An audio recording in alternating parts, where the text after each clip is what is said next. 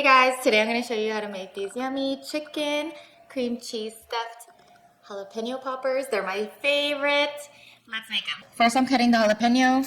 I'm splitting it in half using a spoon to scoop out the inside. You can use gloves if you'd like, just so you don't rub your eyes after. Here it is. A little bit of oil, and I have ground chicken.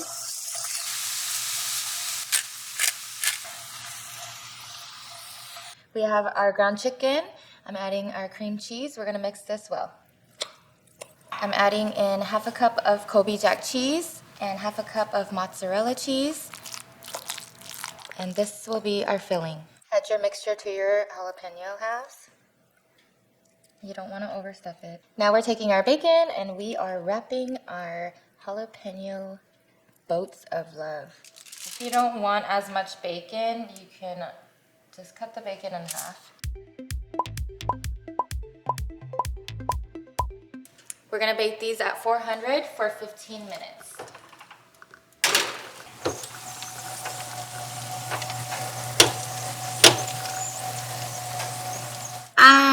Let's try it.